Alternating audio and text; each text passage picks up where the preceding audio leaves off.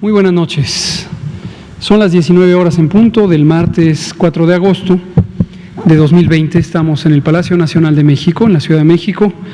Vamos a iniciar la conferencia de prensa diaria sobre COVID-19, la pandemia causada por el nuevo coronavirus SARS-CoV-2.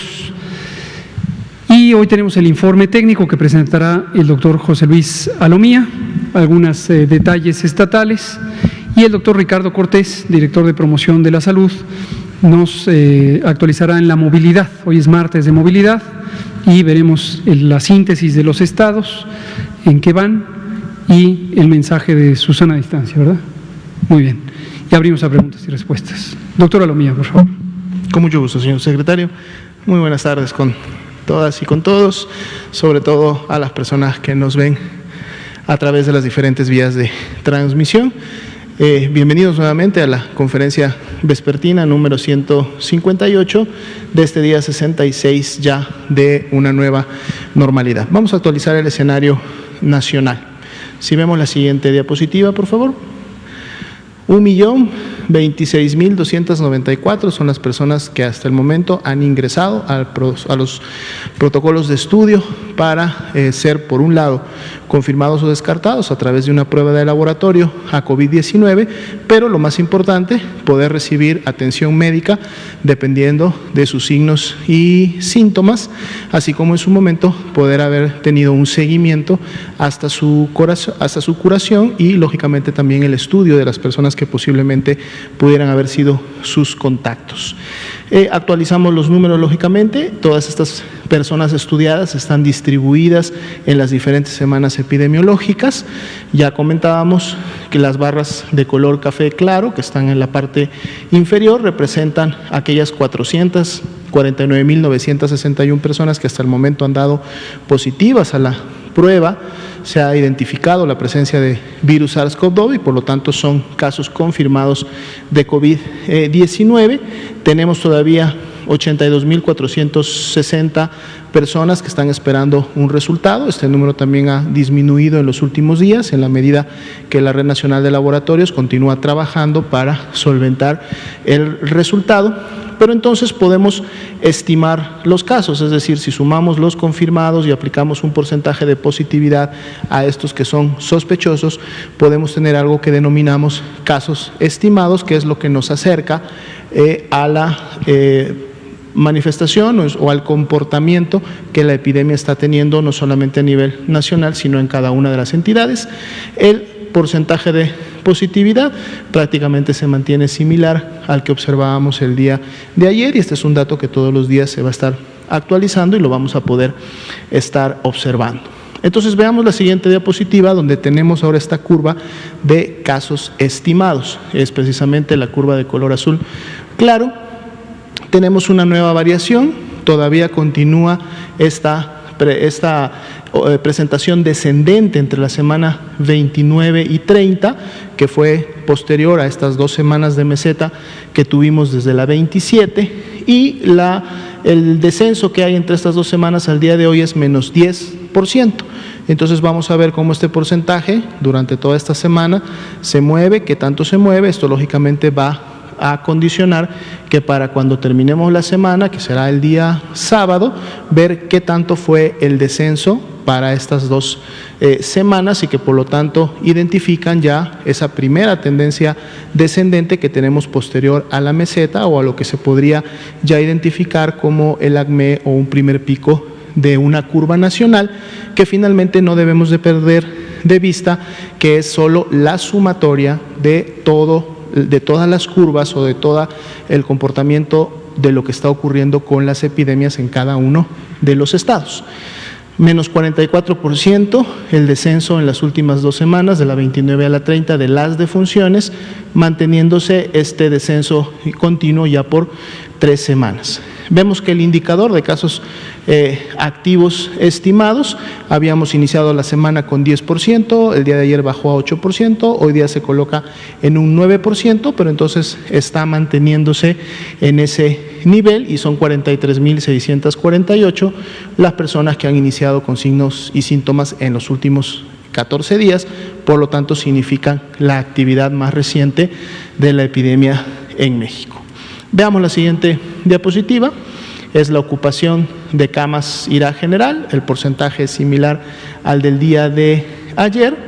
Sin embargo, ahora vemos, bueno, que es solamente un estado el que tiene o el que está, digamos, por encima de ese nivel de seguridad del 70%, felizmente no muy lejos, ha incrementado su ocupación en relación a días previos, que es Nuevo León, y entidades como Nayarit y Tabasco, que estaban ocupando los primeros lugares en días previos, ahora las vemos ya con mayores niveles de seguridad, inclusive un Tabasco con un 37% ya de disponibilidad de sus camas generales. Veamos las camas con ventilador para pacientes críticos, que es la siguiente diapositiva. Aquí sí todas las entidades nuevamente tienen la característica de tener al menos un 30% o más de disponibilidad de estas camas. Ayer veíamos cómo Nuevo León se acercaba a este nivel de seguridad, lo vuelve a retomar y tiene un 34% de disponibilidad, lo cual pues es bueno todavía para poder seguir atendiendo los casos graves en su entidad. Son 6.938 las camas con ventilador disponibles en todo el país. Vamos a ver ahora 3 entidades federativas, como lo estamos haciendo todos los días. Vamos a empezar con el estado de Coahuila. Vean el comportamiento de las barras en función desde que iniciaron con sus primeros casos entre la semana 12 y 13, donde precisamente podemos ver a la par un incremento en ese porcentaje de positividad. El porcentaje de positividad nos está identificando precisamente que ya hay circulación del virus y por lo tanto personas contagiadas y enfermas que están expresando signos y síntomas, y vemos cómo ese primer salto fue precisamente en la semana número 13, llegando a un porcentaje de positividad del 20%. Y aquí vemos cómo la curva de positividad se observa y en su momento se comporta de manera más similar o más apegada a como a la par estuvo incrementándose también la epidemia. En la medida que los casos confirmados se van incrementando desde la semana 22, 23, 24, la curva de positividad también se incrementa, llegando hasta un 60%, en donde ha estado las últimas semanas, evidenciando un ligero descenso de 60 como un 53% en las últimas semanas. 37.661 son las personas que hasta el momento han sido estudiadas en el estado de Coahuila. Veamos la curva de casos estimados. Aquí podemos ver más claramente cómo se mantiene una transmisión bastante basal desde que inicia en la semana 11-12 y es a partir de la semana 20-21 en donde hay un incremento en la velocidad de transmisión.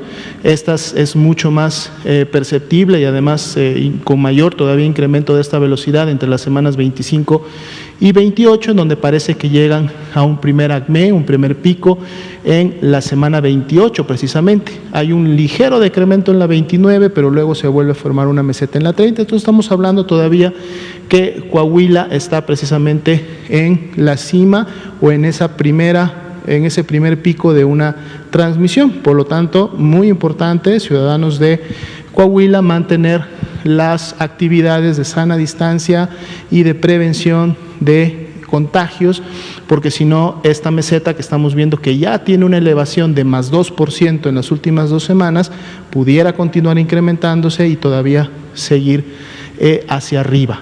Menos 32% la disminución en defunciones, las cuales se han mantenido basales y con una tendencia descendente prácticamente en las últimas 3 semanas. Veamos que ese incremento en la parte superior precisamente da un 14% de casos activos estimados, lo cual lo tiene por encima de la media nacional que estábamos observando previamente. Veamos los municipios de Coahuila más relevantes o que más han contribuido.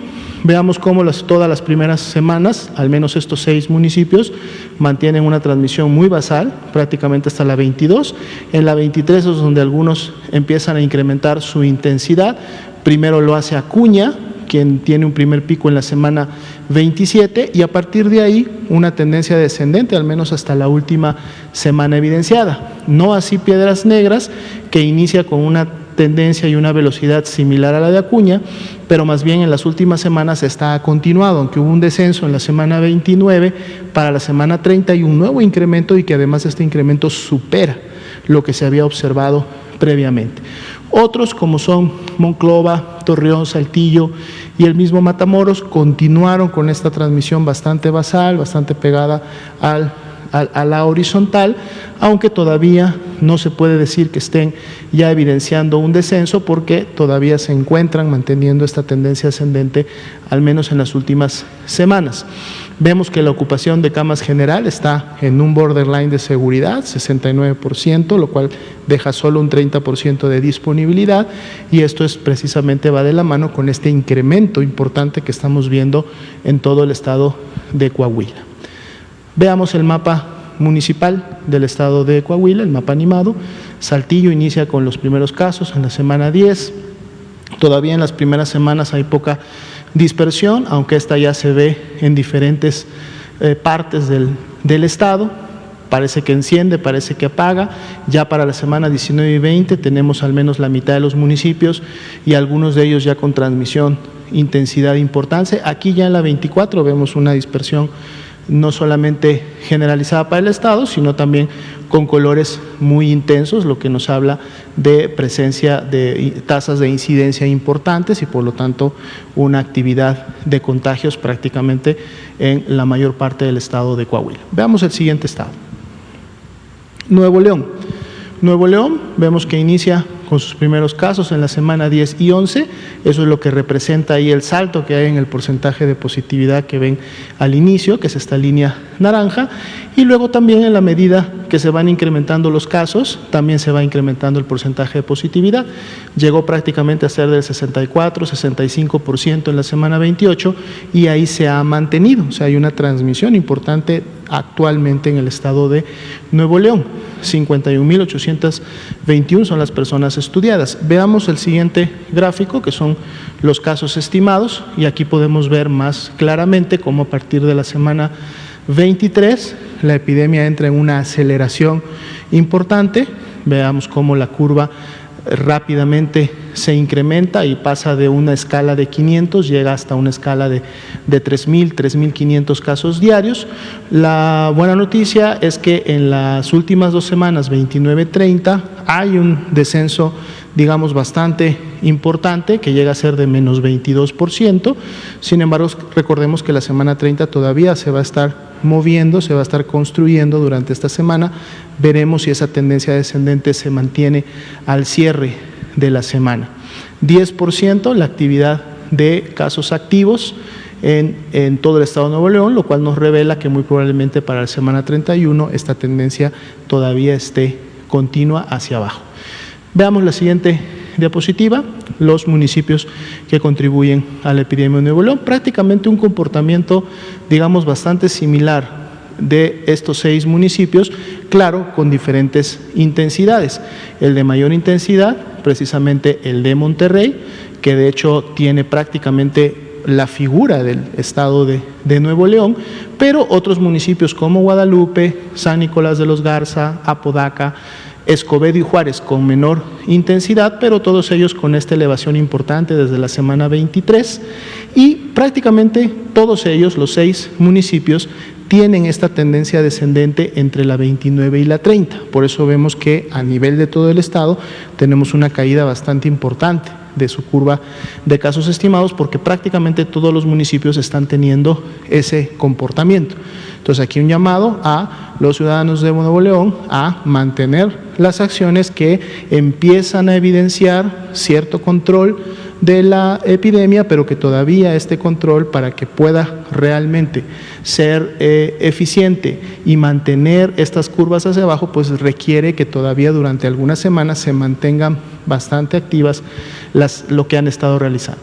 Ya veíamos que Nuevo León era el estado que estaba ocupando los primeros lugares de ocupación, 73% de camas general, 66% de ventilador, lo cual es congruente con el momento epidémico que Nuevo León está viviendo en estos momentos. Veamos el mapa municipal animado de Nuevo León. Monterrey, como municipio capital, inicia con la actividad. se va dispersando en municipios aledaños, vecinos al mismo Monterrey. Ya para la 15 tenemos un poco más de dispersión, todavía en el centro, ya algunos municipios en el norte, se incrementa la intensidad a partir de la semana 18-19, vemos cómo empieza a haber ya más dispersión en el sur, en el centro. Aquí en la 24 ya es obvio que hay importante transmisión en muchos de los municipios, 28, 29 y 30, prácticamente el 75% de los municipios con carga y con intensidad de transmisión.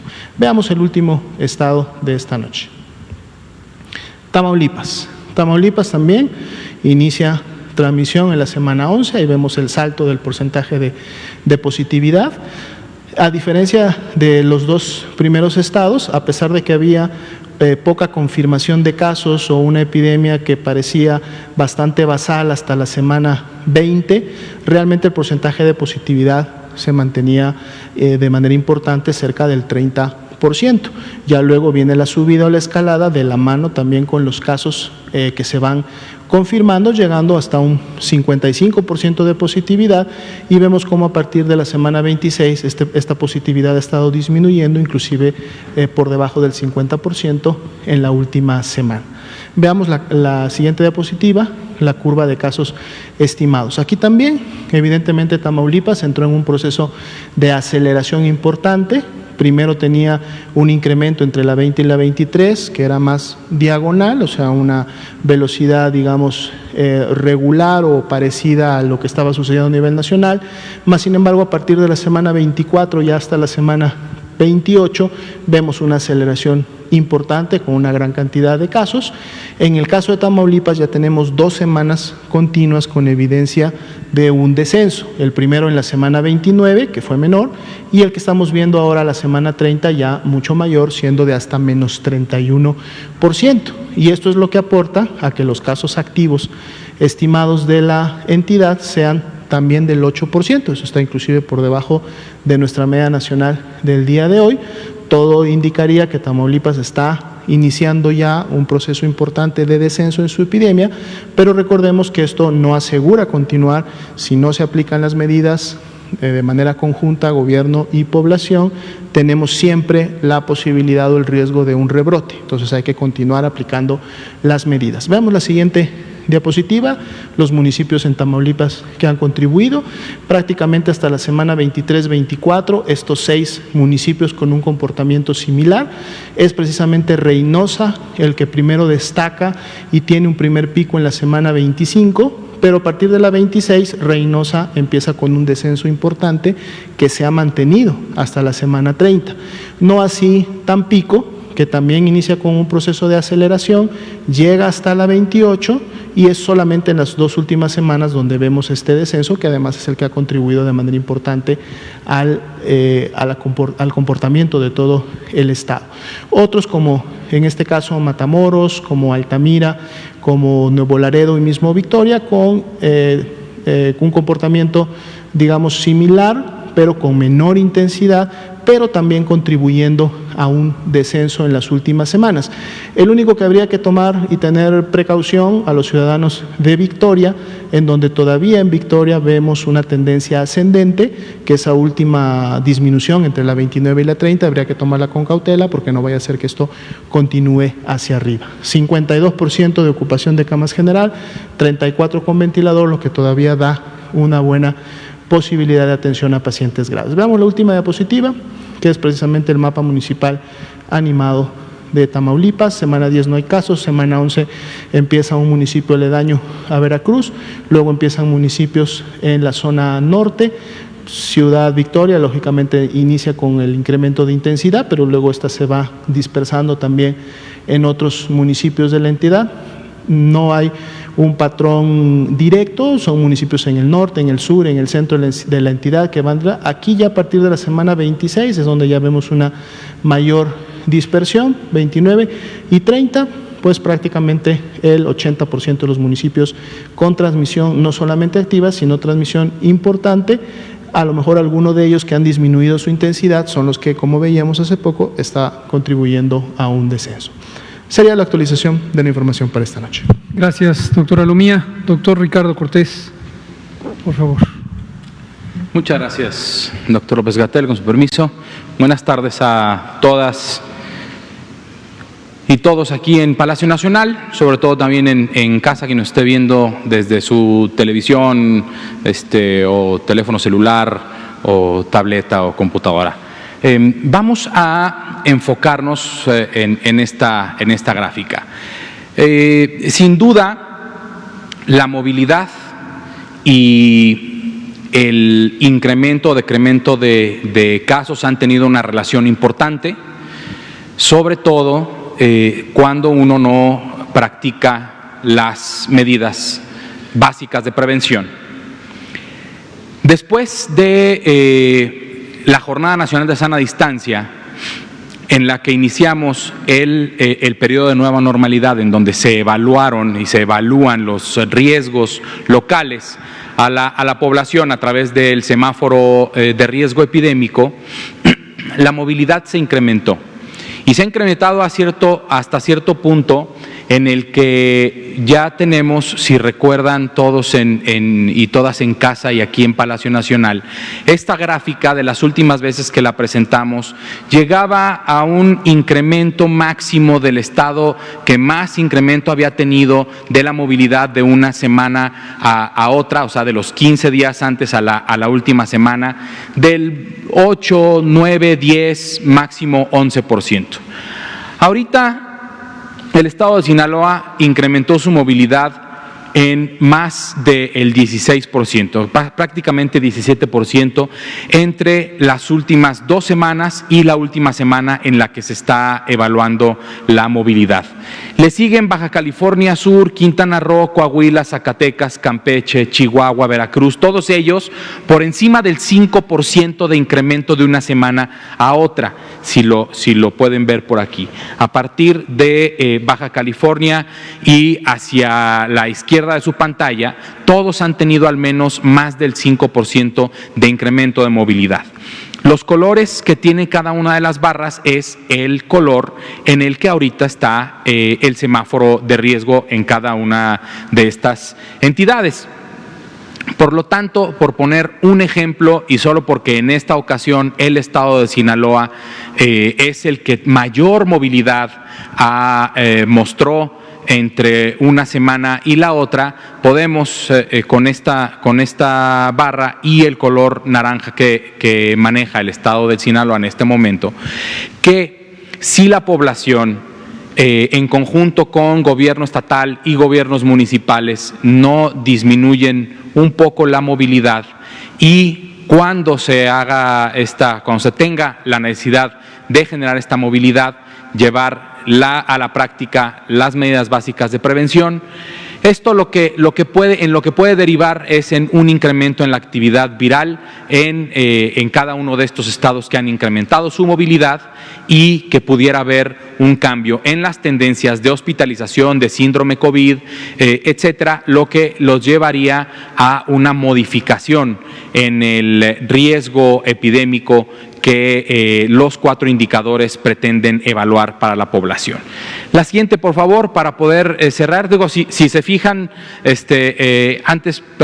una anterior, antes de cerrar, básicamente 31 de los 32 estados tuvieron al menos un pequeño incremento en la movilidad.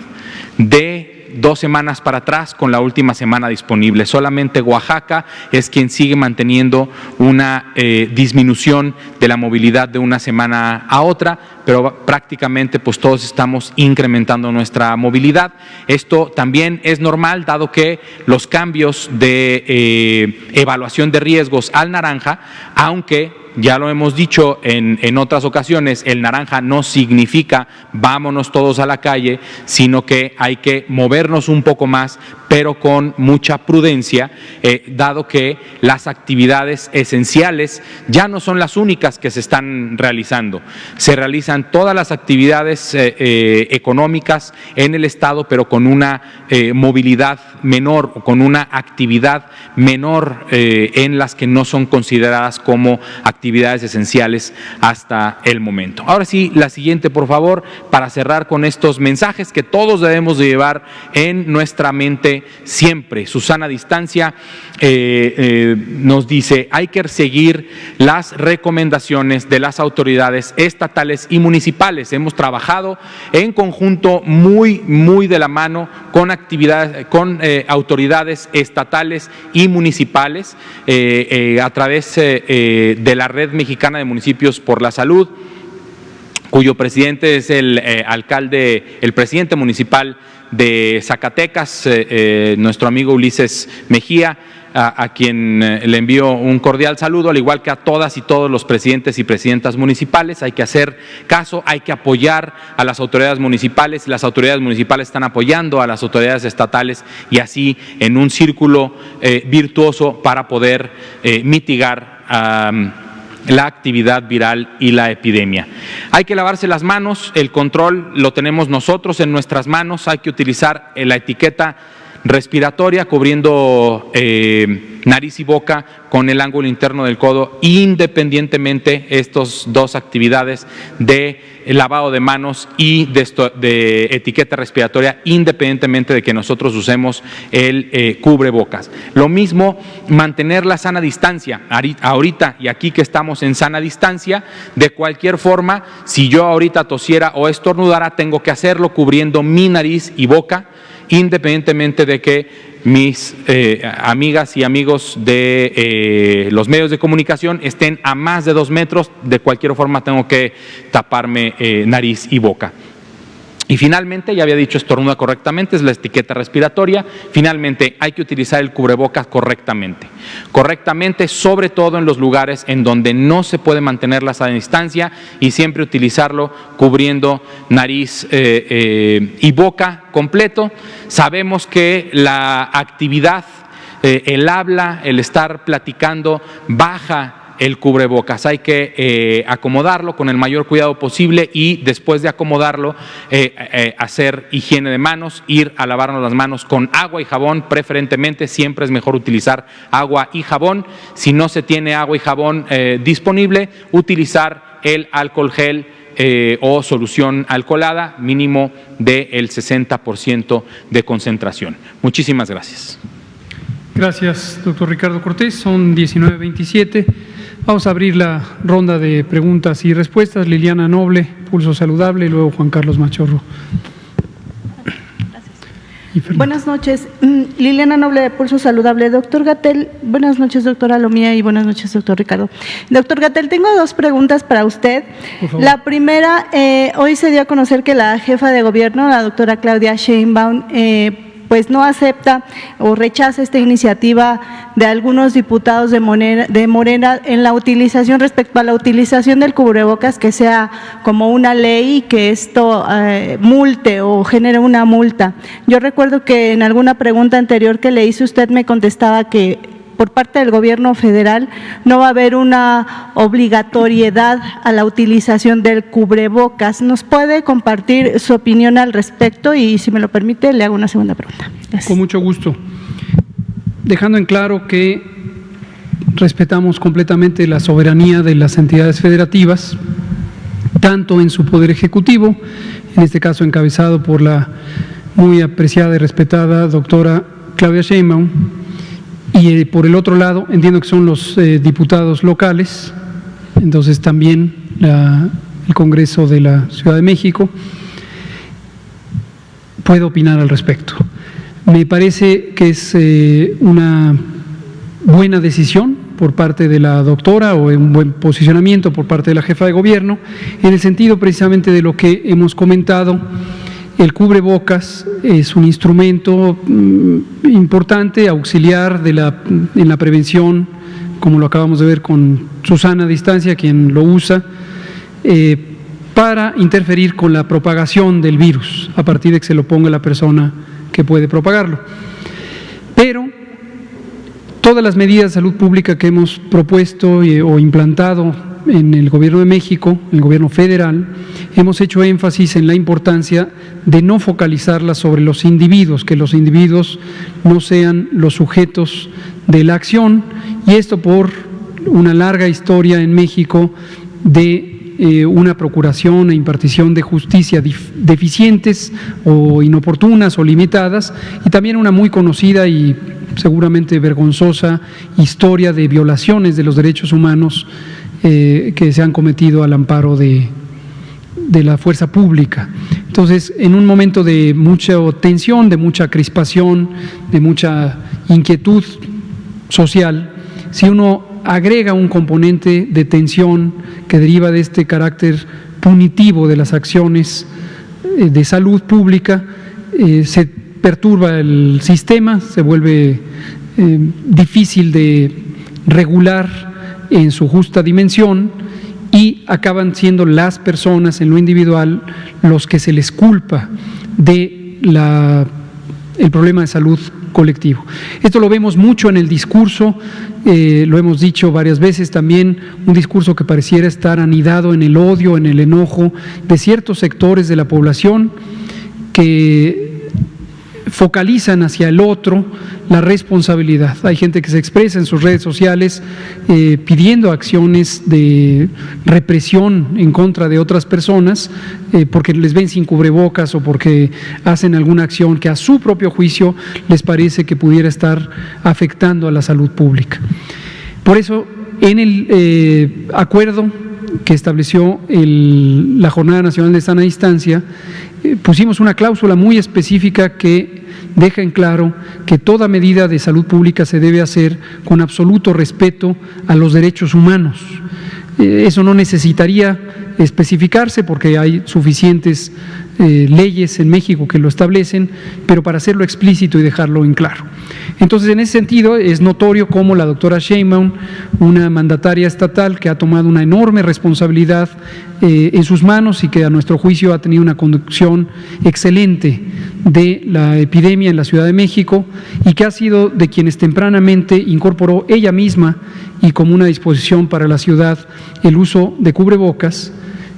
Sin embargo, pone un límite claro cuando dice sí, pero como una recomendación, no como una obligación, y quiero suponer que es por razones semejantes a las que estoy comentando. Y mi segunda pregunta es una iniciativa de ley del gobierno en Oaxaca que se va a disputar el día de mañana, que habla de prohibir la venta o el regalo o la distribución de estos alimentos hipercalóricos o de alto contenido energético a menores de edad. Pero yo recuerdo que esta iniciativa ya se había postulado en el gobierno anterior y se había trabajado con las primarias y las secundarias para que en las cooperativas justamente esto ya no ocurriera. ¿Qué hay al respecto? ¿Cuál sería su opinión? Y esto, en teoría, ya debería de estar funcionando, o no sé si en el Estado no ha sido tan fuerte esta ley. Gracias. Gracias. Es un tema muy importante. Ya hemos dicho varias veces, lo seguiremos mencionando, todo el mundo lo sabe, todo el mundo lo tiene claro, que la mala alimentación en México a lo largo de 30 o 40 años es la causa fundamental de las graves y grandes epidemias de obesidad, sobrepeso, diabetes y otras enfermedades crónicas. También sabemos que esa mala alimentación no es un acto voluntario. Esto es semejante a lo que acabamos de platicar sobre el cubrebocas. No se puede responsabilizar o culpar a los individuos, a las personas, sino hay que propiciar las condiciones necesarias para que haya una buena alimentación. Y uno de los elementos cruciales es que la oferta alimentaria mexicana, lo que tenemos a la mano para poder alimentarnos, a lo largo de los últimos años, ya no tan recientes, unos 20 o 25, ha proliferado exponencialmente la oferta de productos industrializados, procesados y ultraprocesados, que tienen enormes cantidades de azúcar o de azúcares, principalmente fructosa, sal, grasas y en general calorías. Estos son hechos demostrados por la ciencia, no solamente en México, sino en el mundo entero. Organismos como la Organización Mundial de la Salud lo han destacado una y otra vez, que es imperativo cambiar el modelo de alimentación de las naciones a partir de cambiar lo que se ofrece, lo que está disponible. Y cambiarlo implica tener una mayor oferta, no solamente en términos materiales, sino en términos de asequibilidad, es decir, de acceso económico a los productos naturales, particularmente los de producción local, que son en general los que pueden ser más saludables. Ese es el contexto. Respecto a la iniciativa de Oaxaca, efectivamente tomamos conocimiento de ella a partir de ver en los medios públicos y también privados de información esta iniciativa. Leímos el texto, nos ha parecido muy bueno, consideramos que es una iniciativa muy acertada, la que propone en el Congreso de Oaxaca el legislar, hacer una reforma a la ley de los derechos de niños, niñas y adolescentes para adicionar un apartado en el artículo 20b que establezca la prohibición de vender, regalar, distribuir, promocionar productos no saludables en términos alimentarios en las escuelas. Nos parece una muy buena iniciativa. Hoy mismo tuve la oportunidad de platicar con el diputado Héctor Sosa de Oaxaca, quien es el coordinador parlamentario de esta fracción que propone la iniciativa. Le expresé el paralelismo con los esfuerzos que hace el gobierno mexicano por una sana alimentación. Con toda libertad le expresé lo que es información pública, que el presidente López Obrador tiene esto como una de las prioridades en la agenda nacional. Él mismo lo ha dicho una y otra vez, la importancia de promover una alimentación saludable. Se lo externé al diputado Sosa y le externé mi deseo de que puedan salir con éxito esta pieza legislativa. También le comenté, por la experiencia ya vivida a nivel federal, el reto o el riesgo de que se infiltren todo tipo de cabildeos y presiones de grupos de interés económico que suelen interferir con el esfuerzo legislativo, ya sea presionando o a veces confundiendo la interpretación o la visión de los propios legisladores y legisladoras. Todo esto se lo dije tal cual, se lo mandé en un mensaje grabado. Si en algún momento se filtra en las redes, como suele ocurrir, no tengo nada que ocultar, eso es exactamente lo que dije, y con todo el respeto que me merece la soberanía del Estado de Oaxaca, tanto su poder ejecutivo como su poder legislativo, expreso mi opinión muy favorable a esta iniciativa de ley y deseo francamente, por el bien de la salud pública de México, que se logre promulgar esta ley. Muchas gracias. Juan Carlos Machorro. Y luego nos vamos con Daniel Blancas. Gracias. Sí, buenas noches, doctor. Perdón, Juan Carlos Machorro de AM de Querétaro. Doctor, la industria del fútbol ya regresó, pero también regresó con contagiados. Ya entre todos los equipos superan creo que los 40 contagios en primera división y divisiones subsecuentes. ¿Existe un punto de inflexión para que esta actividad, que es una industria que mueve economía y da mucho empleo, pues se pueda volver a parar si siguen presentándose contagios? Hasta en los sectores deportivos se admite que los futbolistas, pues en el buen sentido, no son un poco recatados y pues siguen teniendo reuniones, y hasta en Monterrey creo que alguien festejó su cumpleaños con banda, etcétera. ¿Hay un punto de inflexión que ustedes como autoridades pues se le pueda decir al fútbol, paras un mes o vuelves a parar? Porque primero es la salud de estos individuos antes que un espectáculo de entretenimiento. Por supuesto. Y si me permite rapidísimo, sí. El doctor Cortés, esta cuestión de la movilidad que está aumentando, ¿se puede volver a pedir a los concesionarios del transporte público que bajen ahora sí que el nivel de unidades que andan en la calle? Los estados que tienen metro, Ciudad de México, Guadalajara, Monterrey, etcétera, que igual bajen la intensidad de movilidad de sus unidades para pues un poco también forzar a la población, aquellos que no lo tienen que hacer, guarden un poco el no estar pues trasladándose dentro de sus ciudades. Gracias. Y el doctor Cortés, nuestro especialista en deportes. Muchas gracias. Así que le va a contestar las dos preguntas. Muchas gracias, doctor. Sobre el deporte, sobre el fútbol, primero, y cualquier otro deporte profesional. En los Estados Unidos, también un equipo de béisbol se fue a un casino y tuvo varias de sus personas profesionales contagiadas de coronavirus. ¿Qué es lo que procede? Lo que procede es suspender sus partidos durante 14 días en lo que se recuperan los jugadores. No hay un riesgo para la población, dado que los juegos se están jugando a puerta cerrada. Lo mismo pasa en nuestro país. Se juegan a puerta cerrada, se están haciendo pruebas sin que los y las jugadoras y jugadores presenten sintomatología.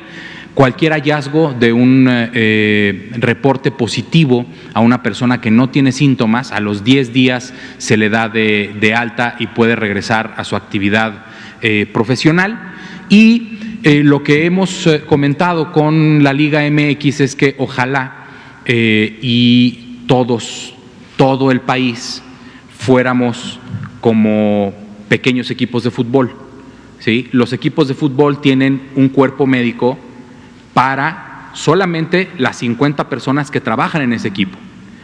Saben en dónde están, saben dónde viven, se pueden reportar todos los días qué sintomatología tienen, o amanecí bien, no tengo ningún problema, vamos a entrenar, hacemos los ejercicios con sana distancia, hacemos ejercicios en el campo con sana distancia y se mantiene la liga andando. Si se presenta alguno de los jugadores con sintomatología, a esa persona se le aísla en casa durante 14 días, se hace su estudio de contactos dentro de las 50 personas que pudo haber tenido contacto. Si jugó 48 horas o 24 horas antes un partido, también se le notifica al equipo con el que participó esta persona y se hace la vigilancia de signos y síntomas, inclusive sin necesidad de realizar pruebas de laboratorio. Entonces, me parece que es una actividad profesional muy fácil de coordinar y de controlar, que lo están haciendo correctamente y que no ha pasado a más de estos hallazgos que se han encontrado, y que es importante también no seguir contando es que ya van 55, es que ya van 100. Pues sí, ya van 100, pero el primero fue hace 3 meses. Es lo mismo que llegar a los 455,928 casos acumulados. Son desde febrero. Los importantes son los de los últimos 14 días. Entonces, es lo mismo con el ejercicio profesional del fútbol. ¿Me recuerda la otra pregunta? Bajar la cantidad de unidades de transporte público. Lo hemos platicado, y desde mi perspectiva personal y profesional hay que hacerlo al revés. Hay que incrementar el número de unidades para que las personas que se transportan tengan más espacio en la unidad, que sigan utilizando su cubreboca, pero si yo tengo 2 unidades al mismo tiempo que llevan la misma ruta, la mitad de la gente va en una y la mitad de la gente va en la otra, y así se puede respetar con mayor eficiencia la sana distancia. Y sobre todo, siempre después de bajarse del transporte público, lavarse las manos con agua y jabón o utilizar las soluciones alcoholadas al 60%. Gracias. Un comentario sobre este punto como referencia para los distintos, sobre todo autoridades municipales.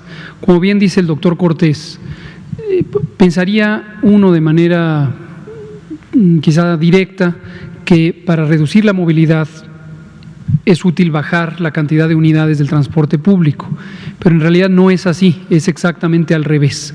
Esto fue estudiado formalmente por el Gobierno de la Ciudad de México, el secretario de Transporte y Movilidad, el maestro Layú, analizó los escenarios durante la primera fase de la epidemia y justamente encontraron que hay que hacer lo opuesto, hay que poner una sobreoferta de transporte en comparación con las estaciones.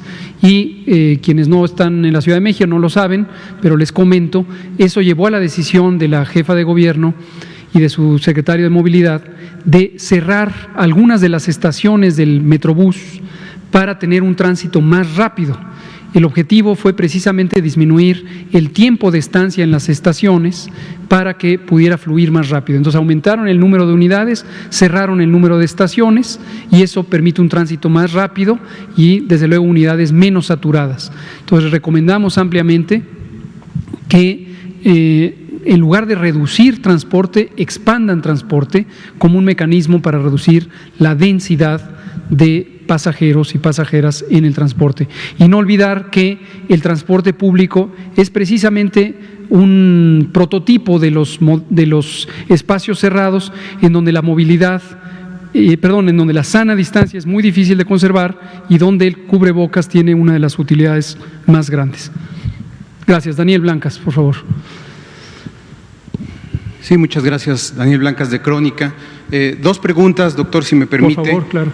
Una es también derivada de una investigación de campo. Se han multiplicado el precio de los medicamentos de venta al público durante la pandemia. En un trabajo periodístico logramos documentar aumentos de entre el 10 y el 90% en al menos una veintena de fármacos que algunos médicos están utilizando para tratar la pandemia, algunos de los cuales incluso pues ya se ha documentado que ni siquiera sirven. Pero de venta al público este es el aumento del 10 al 90%. Le comento un caso, el paracetamol, que es uno de los más usuales tanto a nivel privado como a nivel público, lo encontramos en las listas de febrero en 6, 7 pesos y en las listas de julio, principios de agosto, 25 pesos. Hay otras, pero bueno, le quiero mencionar solamente esa. De por sí, las farmacéuticas, los laboratorios tienen ya un margen alto de ganancia. Me encontré otros medicamentos cuyo costo de producción oscila en los 15 pesos y son vendidos al público en alrededor de 1,000 pesos. La pregunta es, subsecretario, de acuerdo al artículo 31 de la Ley General de Salud, la Secretaría de Economía, en coordinación con la Secretaría de Salud, dice textual la ley, deben fijar los precios máximos de medicamentos e insumos al público. Mi pregunta es, ¿de qué manera el gobierno federal cumplirá con este precepto de ley y buscará frenar los abusos en el precio de medicamentos en beneficio de la ciudadanía? Muchas gracias y ahora le hago una segunda pregunta. Con mucho gusto. Qué bueno que lo menciona. Efectivamente, aquí lo hemos comentado en algunas ocasiones. Cuando existe una demanda mayor de un producto, suele subir el precio y cuando existe una oferta más grande del producto suele bajar el precio. Esto es parte de la dinámica económica, pero el punto límite es responsabilidad efectivamente de la Secretaría de Economía el establecer los límites y en el caso de los insumos para la salud, conjuntamente con la Secretaría de Salud. Uno de los instrumentos muy importantes para lograr la supervisión y en su caso sanción de los excedentes de precio es la Procuraduría del Consumidor. Hemos comentado esto en varias ocasiones con el licenciado Ricardo Sheffield, quien es el Procurador del Consumidor. Ustedes lo ven aquí todos los lunes en el quién es quién en los precios de combustibles y recordarán que incluso en uno de los primeros acuerdos secretariales respecto a la emergencia hay una cláusula específica que establece que se vigilará que no exista abuso en los precios y se harán las gestiones necesarias para sancionar a quien abuse de esto. Conozco más por conversaciones verbales que por intercambios formales por escrito con el procurador que la Procuraduría ha estado muy al pendiente de vigilar esto y de acuerdo a los distintos elementos de ley y reglamentarios han vigilado que no se exceda los precios. Ciertamente hay un margen tolerado por la ley de aumento de precio, pero este puede exceder lo tolerado. Esto que me platica con estos márgenes de incremento, hasta donde llega mi experiencia en lo que hemos conversado con el procurador, está dentro de lo esperable y dentro de lo legal. Incrementos más grandes, y los ha existido, de 100, 200, 300, 400%, 500%, es decir, 5 veces el precio listado. Esos definitivamente ya son un abuso y conozco, aunque no tengo en este momento los detalles, que ha actuado la Procuraduría Federal del Consumidor. Con mucho gusto podemos volver a conversar el tema por ser de interés público con el licenciado Sheffield y podría ser que en un momento dado él trajera aquí el quién es quién también en la venta de productos para la salud. El problema es que yo ya platiqué con Ricardo. Perfecto. Y la frase de Ricardo fue: van a las farmacias, les roban y no presentan denuncias. La Procuraduría tiene muy pocas denuncias respecto a este tema. Y mi pregunta aquí sería si todo se queda en el ámbito de la Procuraduría, ¿qué ámbito de acción o qué terreno de acción tiene también y responsabilidad la Secretaría de Salud y la Secretaría de Economía para que no todo se quede en llamadas a misas de la Procuraduría? Sí, no, y la Procuraduría no llama a misa, y estamos en un estado laico, entonces no lo podría hacer. Lo digo metafóricamente. Yo sé que lo dice así, nomás para dejarlo muy claro. Pero no hay una competencia directa. El establecimiento de precios de referencia es, como el nombre lo indica, de referencia, es decir, cuál es el precio que se pone como límite. La acción directa de vigilar el cumplimiento del precio de referencia y, en su caso, sancionar a quien lo exceda, es una atribución específica de la Procuraduría del Consumidor. Definitivamente. En este gobierno fijar precios máximos a medicamentos no es una de las estrategias que se pueda considerar a mediano plazo, digamos. Como le digo, esto no está en discusión, eso existe y está en la ley, como usted bien lo identifica. Pero una cosa es el establecer el precio, hay un listado de precios de referencia, y otra cosa muy distinta es vigilar que se cumpla el precio de referencia y sancionar a quien incumpla. Esa es una atribución explícita y exclusiva de la Procuraduría del Consumidor, que está sectorizada a la Secretaría de Economía. Ok, y la otra… Sí. Algo que es importante fue lo que también comentaste, Daniel, y esto es a todos los que estamos en casa.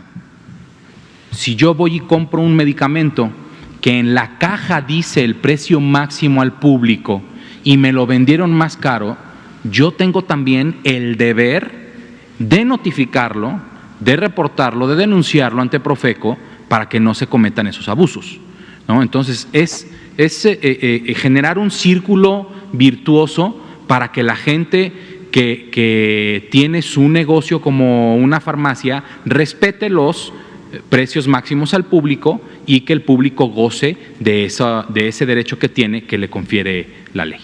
Muchísimas gracias, doctores. La segunda pregunta se deriva de un planteamiento que ya le había hecho en anteriores ocasiones. Yo le hablaba de la basificación del personal de salud y pues usted me comentaba que ese proceso, esa estrategia de basificación no se suspende. Correcto. De parte del gobierno federal, sigue pese a la crisis sanitaria, está en pie. Y yo, a partir de esa respuesta, comencé a recibir pues muchos correos, llamadas y mensajes de personal de salud, y todos coincidían en una pregunta que se la comparto en este momento para que me la conteste. Con gusto. ¿Se compromete el gobierno federal a otorgar estas bases sin intermediación de grupos de poder, sindicatos y autoridades corruptas, y hacerlo de manera directa y transparente, basada solo en méritos? La pregunta es de obvia resolución. Ese es el principio de actuar de este gobierno. Cada vez que el presidente dice la prioridad número 1 es combatir la corrupción hasta eliminarla, no hay duda de esto. Ese es el mandato explícito y diariamente indicado para todas y todos los funcionarios que somos parte del Gobierno de México. Y estamos profundamente convencidos de la importancia de esto. El proceso de basificación que hoy necesita emprender la Secretaría de Salud del Gobierno de México tiene que ver precisamente con que a lo largo de muchas décadas los mecanismos de asignación de plazas, de bases laborales, al menos en la Secretaría de Salud, no puedo hablar de otros sectores porque lo desconozco, ha sido deficiente, ha sido poco transparente.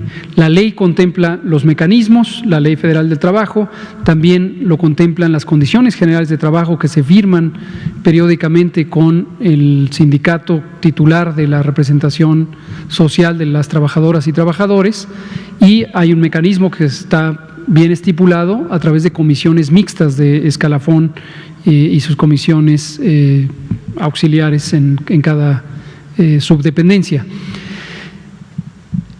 La idea es muy buena, la práctica tiene sus grandes deficiencias, y cuando empezamos en este gobierno identificamos casi 100,000 trabajadoras y trabajadores que tenían periodos de 2, 3, 5, 7, 10, 15 años en condiciones laborales precarias. Cuando vimos esa situación, la conversamos con el doctor Alcocer, la conversamos con el presidente de la República, esto estamos hablando del periodo de transición, y se tomó una de las resoluciones más claras en el sentido de decir, tenemos que lograr la estabilidad laboral de estos trabajadores y trabajadoras, en primer lugar por el respeto a sus derechos laborales, que es un principio fundamental, y el segundo porque el sistema además es mucho más estable cuando contrata de una manera justa, de una manera adecuada.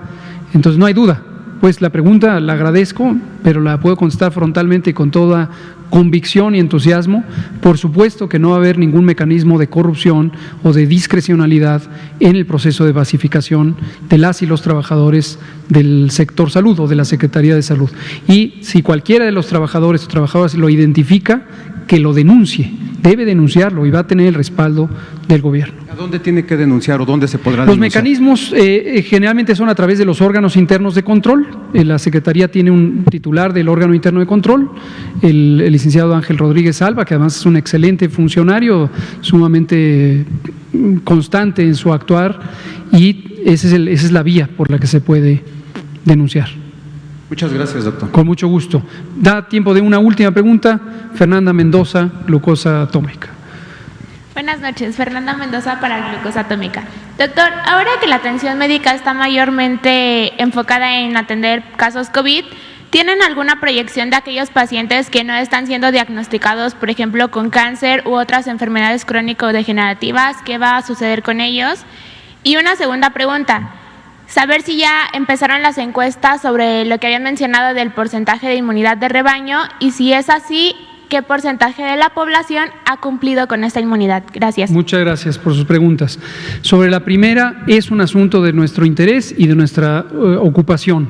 Desde hace 4 semanas, el doctor Jorge Alcocer, nuestro secretario de Salud, nos instruyó a que integráramos un grupo de trabajo sectorial, es Secretaría de Salud Federal, desde luego incluido el INSABI, el IMSS, el ISSSTE, como instituciones proveedoras de servicios de salud mayores, y también la coordinación de los institutos nacionales de salud. El propósito de este grupo de trabajo, que ya ha tenido progreso en su meta, es identificar y poner en práctica un proceso de regularización o de regreso a la normalidad o la continuidad de operaciones de los servicios de salud para subsanar el rezago que existe, lo hemos comentado también, en la provisión de ciertos servicios de salud, tanto diagnósticos como terapéuticos, como de rehabilitación, que necesariamente fueron desplazados con la reconversión hospitalaria. El enfoque original, y así le llamábamos al grupo, era la desconversión, pero hemos recapacitado que el enfoque no es solamente de convertir las unidades clínicas, sino reorganizar para mantener el estado de conversión que nos ha permitido albergar a pacientes con COVID, porque viene la temporada otoño-invierno. Y recuerden, vamos a tener epidemia de influenza, y la influenza es clínicamente muy semejante a COVID, y existe la probabilidad de que tengamos además un repunte de casos de COVID. Entonces necesitamos conservar esa capacidad hospitalaria, pero también tenemos que conservar o regresar a la capacidad de subsanar el rezago y atender a las personas con estos otros padecimientos. Una de las salidas a este dilema incluye el reforzamiento de la capacidad del primer nivel de atención y el desplazamiento de servicios clínicos al primer nivel de atención para que sea recibida con mayor eficiencia la población que tiene necesidad de esto.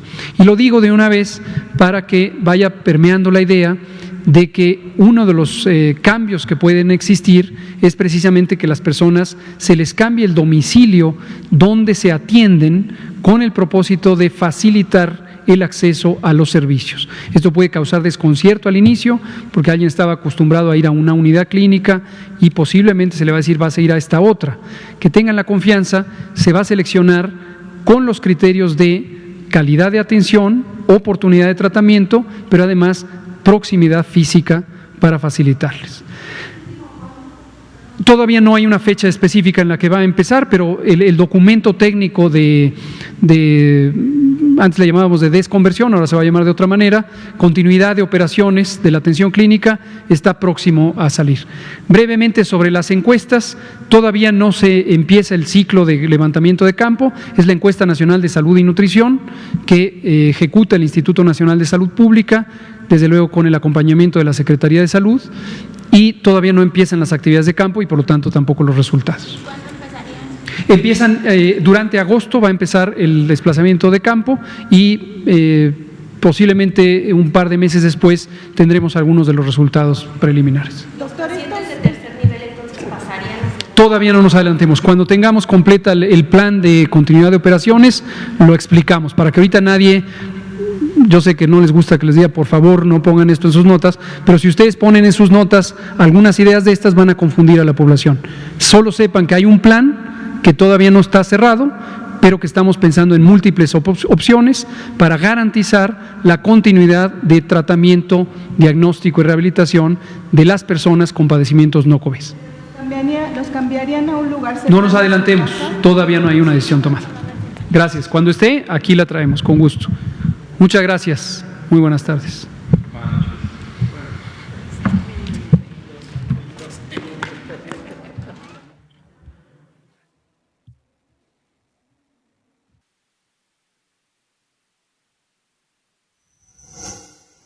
Gobierno de México.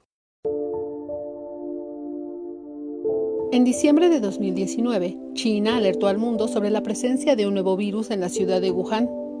La nueva enfermedad, COVID-19, se esparció rápidamente y en marzo de 2020 la Organización Mundial de la Salud declaró la pandemia y con ello la puesta a prueba de los gobiernos y sus sistemas de salud. De acuerdo con el doctor Hugo López-Gatell, subsecretario de Prevención y Promoción de la Salud, frente a esta alarmante situación, el Gobierno de México inició los preparativos desde los primeros días de enero. El binomio fundamental para enfrentar la contingencia sanitaria se definió desde el principio: el gobierno y el pueblo de México.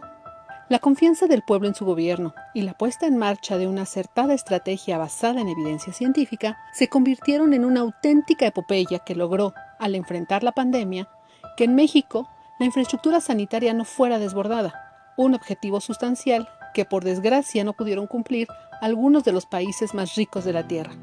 El primer paso fue fortalecer el resquebrajado sistema de salud. Se incrementaron rápidamente el número de hospitales y de camas hospitalarias. Las unidades de cuidados intensivos pasaron de 3.552 en enero a 10.360 al 10 de julio de 2020. El personal de salud se incrementó en 47.039 personas. Desde el primer momento y en coordinación con las autoridades de salud, las acciones del CONACYT formaron parte del torrente de iniciativas para enfrentar la pandemia. El presidente, Andrés Manuel López Obrador, dio la instrucción precisa al CONACYT de priorizar la fabricación de ventiladores en México. Con ese fin, hemos coordinado saberes y esfuerzos en ciencia, tecnología e innovación, de integrantes de los centros públicos de investigación, de instituciones de educación superior y de empresas privadas con ética social y vocación solidaria. En medio de la pandemia y las dificultades que impuso la escasez de suministros, emprendimos el proceso de diseño, elaboración de prototipos, difícil obtención de partes y componentes, así como pruebas diversas con altos estándares de seguridad biomédica y calidad de ingeniería. Es un proceso que en condiciones normales se lleva de 3 a 5 años y pudimos concluirlo en tan solo 5 meses. Es el nacimiento de una industria nacional para salvar vidas, una hazaña de la voluntad, del conocimiento y de la cooperación. Tendrían que ser ventiladores mecánicos invasivos, 100% mexicanos, económicos. Ahora podemos producir ventiladores de alta calidad a precios menores que los del mercado. Esta primera remesa no hubiera sido posible sin la participación del equipo del CONACYT, de las instancias de salud y otras del gobierno federal, de instituciones de educación superior y de empresas sin fines de lucro. A todas y todos expresamos reconocimiento. De manera especial, nuestro reconocimiento a la Fuerza Aérea Mexicana, que nos apoyó decididamente con el transporte de piezas. Ejecatl 4T, Es un ventilador que tendrá patente del Estado mexicano. Un equipo médico de altos estándares de seguridad biomédica y calidad de ingeniería, 100% mexicano, diseñado en el Centro de Ingeniería y Desarrollo Industrial CIDESI, Centro Público de Investigación del CONACYT. Posee un microcontrolador capaz de calcular y aplicar la presión necesaria durante los ciclos de ventilación en pacientes, a través de una bolsa autoinflable conocida como Ambubaj. GATSI. Este modelo fue diseñado por especialistas de la empresa Didetec, con transferencia tecnológica y escalamiento con apoyo de CIDESI y del CONACYT. La ventilación mecánica está basada en un sistema de control por microprocesadores que son accionados neumáticamente. La unidad de control que posee este equipo tiene la capacidad de calcular y aplicar las funciones necesarias para impulsar la ventilación mecánica controlada o asistida durante los ciclos de ventilación en pacientes adultos y pediátricos. Ambos modelos fueron probados en pulmones artificiales y sistemas biológicos. Cumplen con especificaciones internacionales. La creación de estos equipos médicos demuestra la capacidad científica y tecnológica del Sistema Estatal Mexicano de Humanidades, Ciencias, Tecnología e Innovación. Los ventiladores EGCATL 4T y GATSI son prueba contundente de independencia y soberanía científica y tecnológica. Significan el nacimiento de una industria nacional para salvar vidas.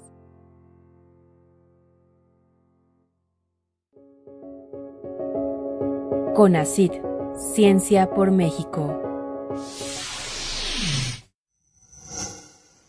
Gobierno de México.